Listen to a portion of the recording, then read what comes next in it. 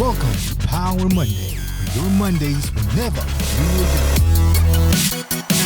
What is up, everybody? Welcome back to another episode of Power Monday, where your Mondays will never be blue again. My name is Taufik, and if this is your first time tuning in, Power Monday is ERA's original podcast, where we bring in inspiring teammates to share their real-life journeys, the challenges, breakthroughs, and lessons that have shaped the person who they are today. And today, we have an incredible guest who truly embodies resilience and self-belief. She's a powerhouse entrepreneur and a fellow ERA teammate who has constantly challenged boundaries, from building her own business in concert production to transitioning fearlessly into real estate, all while relying on her own determination and the support of strong women around her. As we celebrate International Women's Day, her story is especially inspiring, a story of breaking societal limits, trusting yourself, and lifting other women along the way. So let's welcome to the Power Monday studio, Amy Azyza! Yay! So Hello, cute. everybody. Thank you so much for joining. Thank you so much, Taufik, for having me. No problem. Yes. How was it? It's been, like you said, it's been a while since you previously got interviewed. So how was it when you were invited for this Okay, one? well, at first I thought it was just going to be like simple podcast, but I didn't realize it's going to be like full on, all this lights and This was an camera, upgrade. timing. I'm very proud of it until now, guys. This is an Yes. upgrade from the previous season. Oh, I if you feel like I'm watch. going to a secret door in ERA, which I never knew. Like, wow. Only people who have done this podcast only know about I this. feel very privileged. Thank you so much, ERA. Very honored to have you. Okay, so when we talk about, because this season is about breaking limits, right? So from yourself, your point of view, right? When you think of breaking limits and women empowerment, what is the first thing that actually comes to your mind? To me, it's definitely is getting out of my comfort zone. Okay. Like doing something out of my comfort zone and questioning things whether can I not do this. Of course, with the woman empowerment thing, for me is who has inspired me to be the woman I am today. So these are the two things I'm thinking about basically. Yep, I would say it's growing up without parent, like father, by a single mother. So that's why I think I've always been relying on that woman strength to grow up, basically. Yeah. So pivoting to that, can you share a bit about your early life and what shaped you into the woman that you are today? I grew up in a family that is not like well-to-do, right? And my parents got divorced at a very young age, at 9 years old. So I kind of being forced to grow up super fast at that age. And I also in the neighborhood, like they say, it's like the Bronx of Singapore, the gangster and everything else is all surrounding. But I am very blessed to have a very strong mother who teach me a lot. In the sense of responsibility at home, to be able to take care of myself, very independent. I don't know if people at that 8 years old, 7, 8 years old, they feel like they can take care of themselves when their parents go to work. But I have been forced in the environment to be able to do that. But I give credit to my neighborhood people because they kind of protect me and take care of me, and they have high hopes on me in a way. Okay. Then, literally, I was staying with my mother at my teenage years. Because after that, my parents broke up. I went to stay with my father. Wow. And I came back and stayed with my mother at teenage years. And I think in order to survive, because like I said, my parents are not well-to-do, I sort of stumbled into singing. Oh. Yes. All right, you did during the Hari Raya, you did sing. Yes, I stumbled into singing. So singing was an outlet for me to that's why I grew up a little bit more through singing. That has been my school growing up, and that has also been learning without any teacher. Right. So you learn on your own. So that's like kind of your first intro to Correct. life outside. Correct. Were you the only child? Sorry. No, I'm the eldest. I have other younger sister, and I have other siblings from different, father or mother. Oh, yes, but being the eldest, I felt the responsibility that I need to show an example Correct. to my younger siblings. Again, it's always because of the strength of my mom, that she go to work, she come home, she go to work, she come home, and I wanted to lessen her burden. And then when those neighborhood, like those band boy under the block play guitar, right? So I was at home singing like with my mops and everything. When I'm cleaning the house, we're waiting for my mom to come back. So one of the days, the guys listened to me sing. And when I was passing by the from the shop to go back home, and one of the guys was like, "Hey, I heard you sing. Do you want to try and see us in the studio?" Oh, wow. So that's how it started, actually. Yeah, And then, like I said, again, to the neighborhood people, I thought those days studio was a club. That's how innocent I am, because and then when actually I sneak out and went to a studio with them, that's first time I found that it was jamming studio. And then, they kind of, I challenged them and they said, you do the competition. So the competition got me on stage for the first time. I don't know whether it makes sense. Like, all this happened because, like, I'm forced to, like, just take up the challenge, just do it because I dare person, and I go up on stage, and that's how you mold me into a singer eventually one day. So Does it was make that sense? kind of like the turning point where you thought that you could achieve more, and then you started on your journey to entrepreneurship? Yes, I would say so. Because at that time, without even thinking, right, I wanted to change my outcome. I knew that I need to get out of that neighborhood. I knew that I wanted to see the world. I knew that I wanted a better life. So I have to do something for myself. And singing seems to allow me to let people listen to what I have to say. Like, they stop and they listen. And I knew I had to be good. Of course, if you're not good, you can't, people will not stop, right? But that's only because in that first competition, I tried without much practice with lyrics in my hand. We got through to the next round. So that kind of gave me confidence that, actually people... You actually can do this. Yeah, exactly. Like, no training. Like, what? Yeah. Like, people actually want to hear me, So that started from there. And I knew that winning a competition, I get money. Oh. So that became a motivation, right? So it started from all that. To today, I knew that education is true, but determination is the things that you need, and persistent and determination to get to where you want to be. So that started from that journey. So after that, I wouldn't want to say phase, but after that part of your career, and then you also mentioned from our discussion that you were doing concert production. Yes. So how I get into producing a concert at Esplanade, Wow. being the first Malay independent company to do a concert at Esplanade, which is very daring. So that was your very first company. My very first company, correct. A lot of things I do is also like, I didn't think far. I just do it. Before I get even into that, I was actually doing my album in the Malay scene. Wow. I was part of the Anugerah nominees. Really? Yes. So I had an album in my younger days. If you know my second name, and that was the name of my That was your artist stage name. name, Yes, Azyza. exactly. Wow. So Can a lot of Google it, competition over many years, and then after that I got make an album, Singapore, Indonesia, Malaysia. I didn't go far because I realized that I love singing, but I don't like the pressure of being an artist. But because of that, I met a lot of artists in Malaysia and Singapore, and I sort of met a local artist that I wanted to bring up. So I decided to just do a concert. Somebody just said to me, "Oh, Amy, you got some money. Why do you just start a concert?" I'm like, yeah, why not? I really want to promote a local artist. Yeah. They are very, very good at that time. And I said, where should I do? Oh, Esplanade was just starting. Oh. So I had a vision. Literally, I have a vision. When I look at Esplanade, I said, I'm going to perform in this place for 3 times at least in my life. Which I did. Because vision is very important, right? It really, so you manifest, you get it, right? So that's where I actually produced a concert. At first was for a local artist. I had to change last minute to get in Malaysian artists into it. So that was in 2007, called Rock Life by Diva Gems. So because they used to call me Diva, so I got Diva Gems, my company. That was my very first company. So that's why I started. So even though I know nothing, I rely on people that I knew could help me. Went through many obstacles. That is another challenge I want to say that makes me even stronger as a woman. A lot of people were doubting me.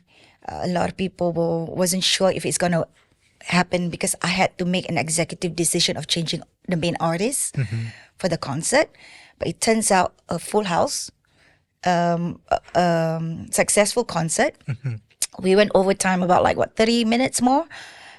Paid all investors. Wow. Successful thing, but it was a eye-opening for me that actually you just have to go and believe and just do it.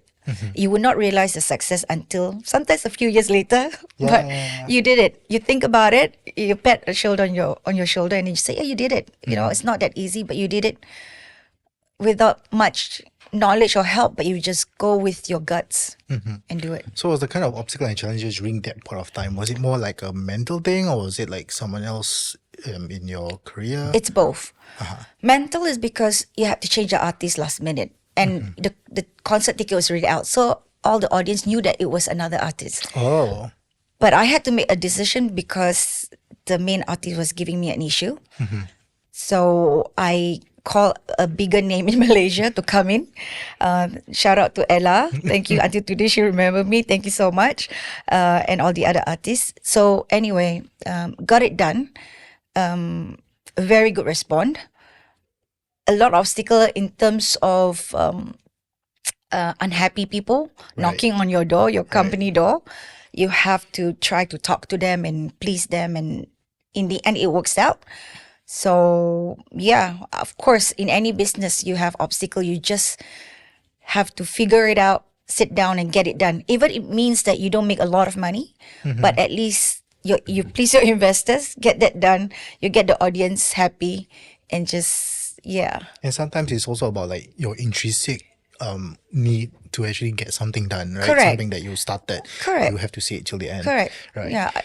So why do you think sometimes women doubt their own capabilities? I think it's fear of failing, fear of embarrassment. All right. That's something I think a lot of women feel like, oh, I'm so shy, or I'm afraid people will think I'm a failure. I don't look good and all that. Of course, it matters for women. I mean, for us, we want to look good in front of a lot of people. I guess it's because of a young age that I'm not worried about what people think of me. That helps a lot. The worries is always there, but I learned to suppress that feeling most of the time. Sometimes I tend to say, oh, I don't care, but of course I care deep inside, but I have to just not follow that feeling of like worrying too much. Because when you worry, you wouldn't know what's going to happen. The worst can happen is, okay, I fail, or it didn't work out. Didn't make it, didn't work out, but there's always a better story after that, right? You learn, you be a better business person, you be a better person after this failure. So I never see anything bad about failing. I guess that's key. So as an entrepreneur, because concert production, that's not your only entrepreneur journey. No. Or venture. No. Right? So how do you decide which challenges and opportunities to take on next? Of course, the concert was my biggest business that I've done. Right. The second one I did was drink cocktail. Oh.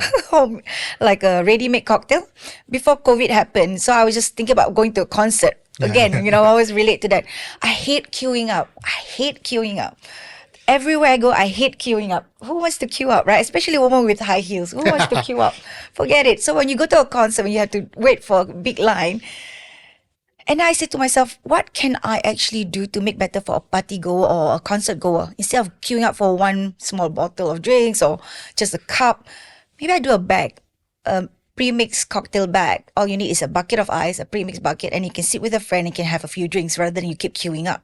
Right. So I actually came up with that idea before, I think, COVID happens, And then COVID happened and I lost my mixologist. So he had to go back to his country. So I kind of stopped. Then I did realize there was a lot more order, but because I don't have license to continue. So that was too bad. But I think that would have worked out if COVID didn't happen and we persisted a little bit more.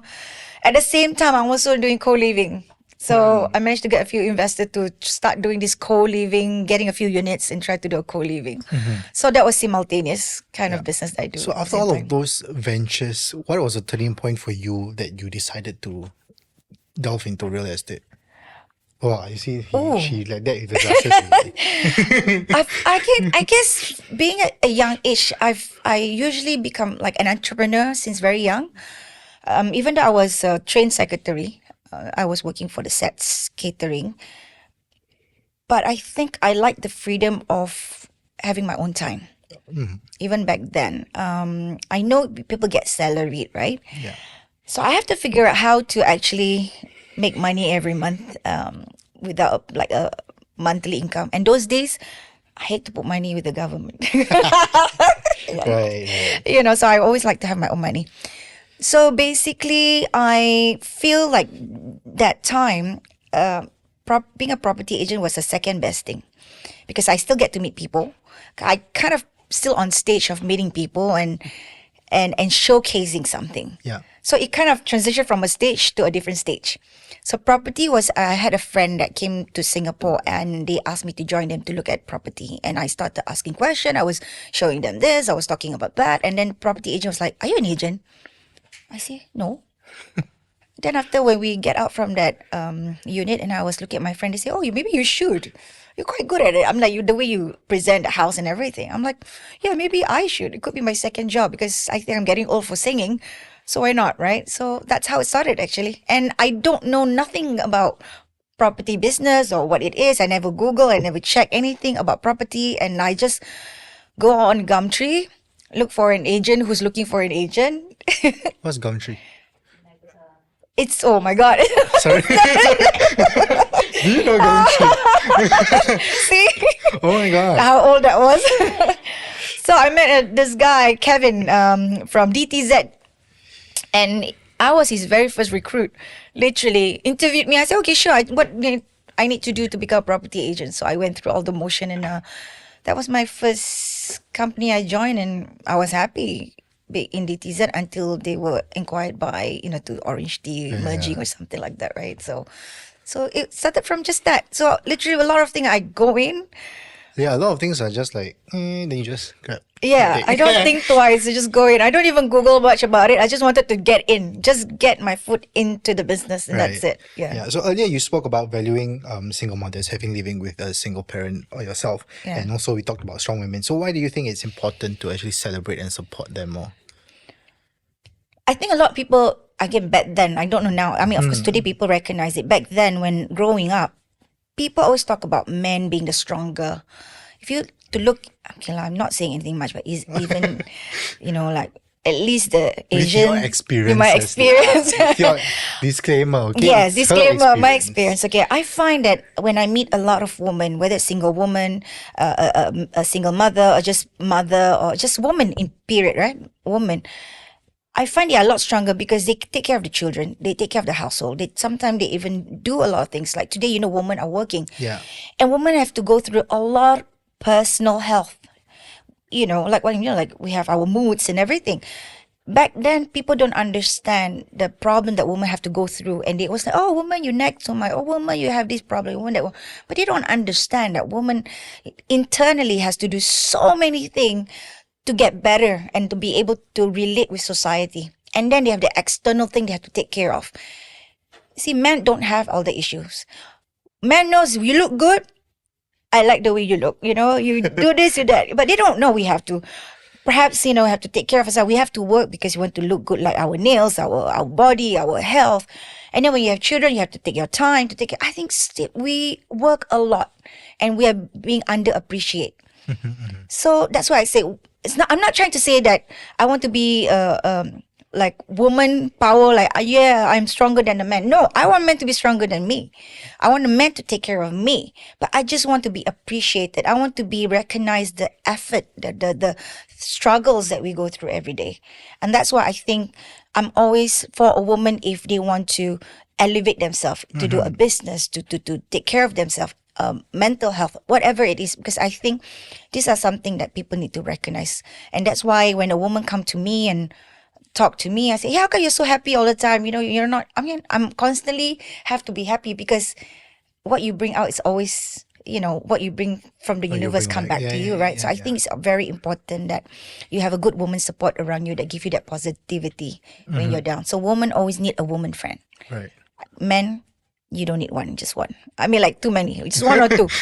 Too many will be problem because we think one thing, they think another thing. So woman is always easier. That's true, yeah. Yeah. So back to your childhood, when you said your parents divorced at the age of 9, that's a very young Yeah. age. Was it because you also mentioned that you also had to be independent at a very young age, you had to kind of be mature at that Correct. age. So was it kind of difficult for you, in your perspective, to see your role model like your mother to go through such hardships? Yes, of course it's difficult, At those days, what she went through, it's a lot harder. The support, she didn't get a lot of supports. So between my relationship with my mother, a bit like slur a little bit. Between me and my mother, our relationship is not just like a mother and daughter, but more like a friend. Right. So from day one, we talk like a friend. We, even at my young age, I talk to my mother like a friend. Right. We joke like we're a friend. Sometimes people say, how can you talk to your mother like that? Like the way you joke. It's like, Big no, kasar. I say, no, actually my mother like it. I think that's what it is, that they don't have a friend that are able to understand them sometimes. Sometimes like in our society, there's a bit of strictness to Right. our mentality, right? Right. So I want to be able to have that open-minded mindset for my mother. And I'm also quite open-minded to other cultures, and I love knowing other cultures and other practices, so that it allows me to be a bit more human and understand people better. So I think that's what my mother don't have, and I think able to give her some sort of saintness to her mind. Yeah. Yeah, but it's also quite empowering to see. Correct. Yeah, because my parents divorced when I was PSLE. Oh, yeah. I think, and then I'm the only child.